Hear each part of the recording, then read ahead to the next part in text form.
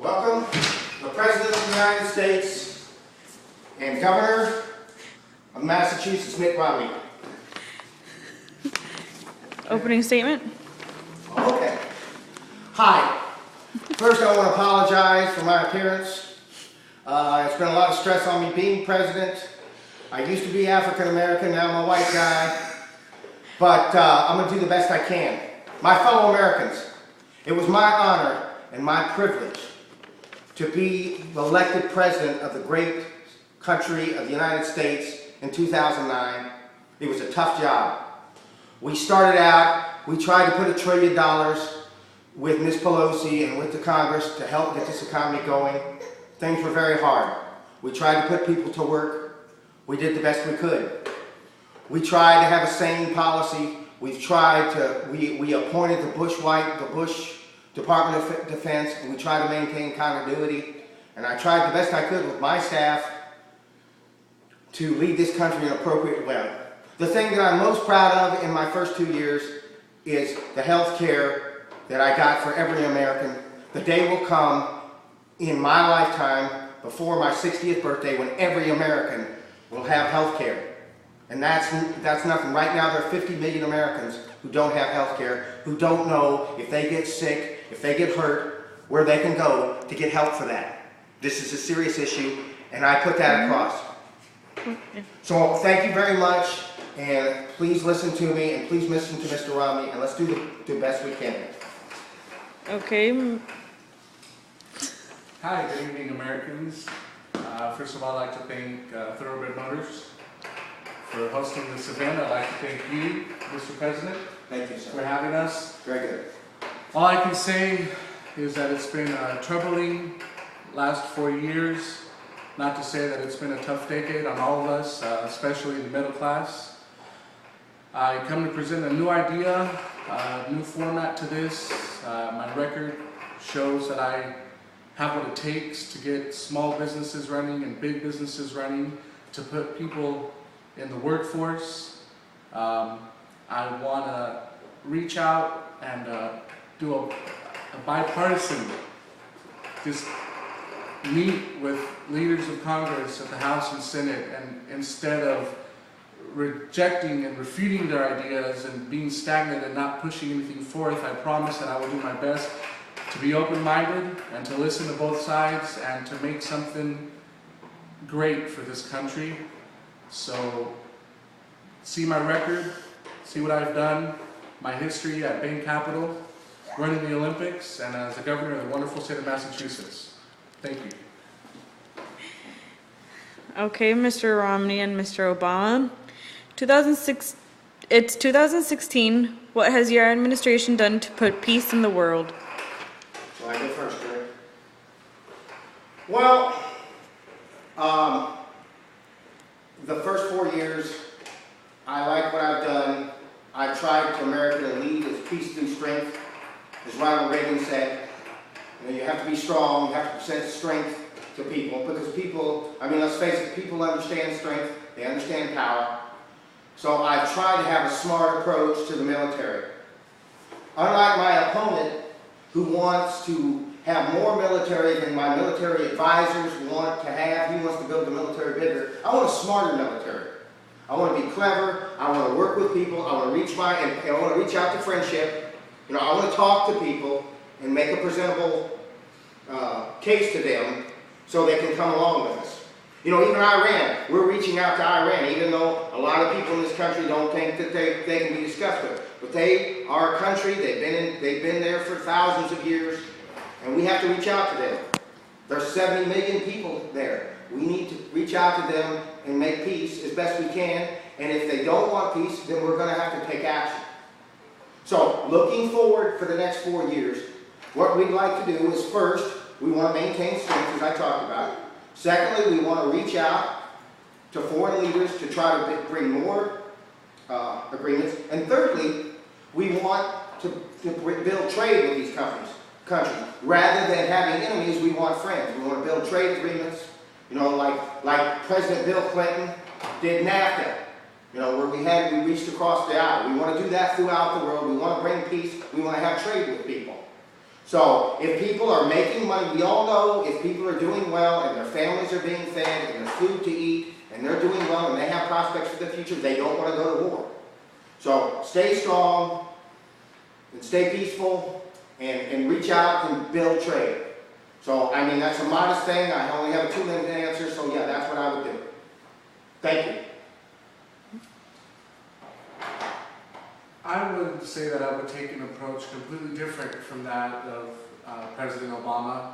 One thing that I would like to note is that there are many people across this great land that we call Earth that look at this great country and envy our freedoms and envy our rights and envy the passion that we have amongst ourselves. There are people in this world that want this country to fall, that don't want the American dream, that don't want us, period. I want to bring our troops home. Okay? That's one of the first things I want to do. Also, I want stricter sanctions on Iran and anybody that thinks that they could be a threat to our nation's security and interests. Another thing I would do is that I would also, like Mr. Obama, meet with the leaders of these foreign nations and come to terms and open trade. I like that idea, Mr. President. One thing I would do differently, though, is that I wouldn't slim our military. It's a human thing to be afraid.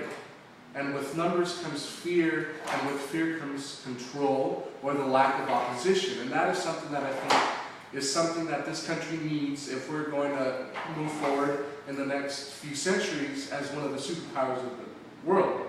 So I would not do that. I'll make that clear. I will not cut back our military men. I will increase programs. I will smarten our military.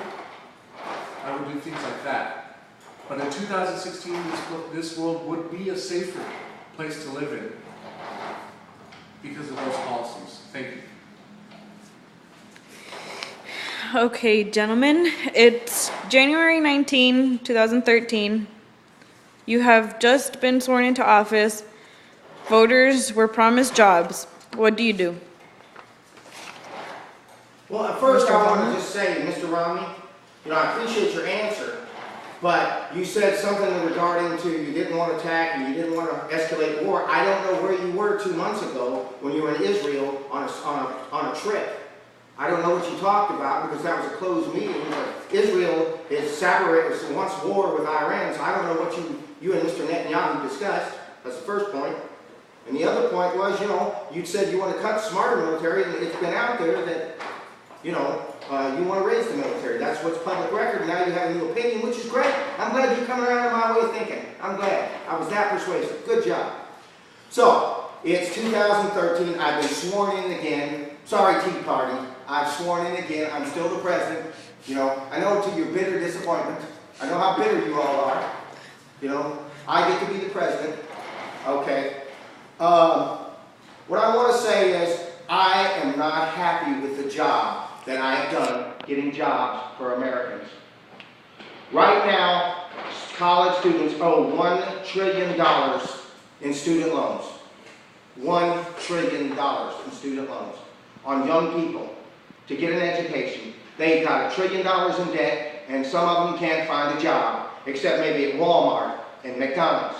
And I can tell you, you did not go $1 trillion in debt to go to work at Walmart, to go to work at McDonald's. I'm not going out on a limb with that one. I think we all agree on that. So, how would I do the job? The first thing is we're going to push the green energy. We want American independence. I'm not happy with that, and I'm not happy with what we've done with energy. We got Obamacare through, as I said earlier. We made strides with the Department of Defense, and we've done the best we can because we have a Congress that evidently doesn't want to get anything done except blame me. Blame Obama, blame. So, we want the Green Initiative, we want the Energy Initiative, and there are plans, and I'm going to release it tonight, is we're going to set up a new bank, the Department of Agriculture, to get loans directly to businesses, and I'm going to push for $1 trillion initiative during my administration. That's $1 trillion for small business. So So that's what we're planning to do. So we think with the energy initiatives and the extra money in the new bank, which my partner here, or my cohort, will say that's socialism and communism. So I'm used to it. I'm used to whatever you want to say about me. I don't care what you say about me. I'm a big tough guy. Say whatever you want to me about me. I'm for the American people. I am not for the wealthy. I'm for regular folks who are trying to get by and make it in life. Thank you very much. Well, what Mr. Obama proposes might sound appealing in the way that he presented it, but the reality is that we don't have any money. We're broke. This economy is broke. Excuse me, Mr. Obama. Go ahead. Go ahead. Excuse me, Mr. Romney. Sorry. Go ahead. We are not going to borrow from China to put in these programs that might do something. What the Romney administration wants to do and what America needs is leadership that has specific goals in mind. What we're going to do, I have a 5-point plan to get us 5.8 billion jobs. Okay? Energy independence is one of them. We're going to cut income taxes across the board for all Americans. See that? We're going to give incentives to corporations to do business in this country and not take their business elsewhere. And we're going to help small businesses. I believe I said this the other night. For far too long, my party has helped and has championed big business. I think it's time that we help and champion small business. And lastly, I can't remember. It's okay. I'm pulling a Joe Biden here. It's okay, buddy. Vice President. It's okay, buddy. Love the guy. He can hit a curveball. If you get anything from that, is that we don't have money. We don't have any. We don't have none. We doesn't have any money to be spending on Solyndra. I have what it takes. Good job. Massachusetts, Olympics, bank capital. I know what it takes to get this economy going, and I know what it takes to get jobs. And I don't believe in handouts. I don't believe in socialism, and I don't believe in communism. I believe in a free market and the American dream. Thank you. Okay, so I'm closing. My fellow Americans, I'm humbled to be your president, and I'm going to ask for your vote in November of 2012. I want a few things. I want personally, first, jobs. So we talked about the energy, we talked about the getting money out there to the people. We want jobs, and we talked about the $1 trillion in debt to kids. And I don't want to go down as the greatest mass murderer since Richard Nixon. I don't want war and war and war and war. I'm not happy with what's happened. The Middle East is a crazy place, you know, and we may be added to that, but that's fine. What's done is done. We need to look forward. So we're going to maintain our strength. We're going to stay with what we've been doing. I haven't done as good a job creating jobs as I'd like. I'm never satisfied with that because, you know, we're at, what, 8.5% unemployment now? That's not good enough. Not good enough. Okay? So, you know, rather than talking negative or talking about socialism and pejoratives like that, that's fine if my opponent wants to do that. I'm not going to drag him in the mud.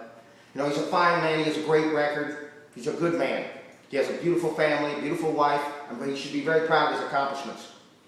But I understand where you're coming from. If you don't have enough money to pay your bills, I understand. If you didn't have enough money, if you don't even have the gas to get to work, you don't know, am I going to go and buy gas or I'm going to buy food, and you're sitting up and you're wondering, I understand because of where I come from, who my mother was, who my father was, who my grandmother was. I understand. I didn't come up my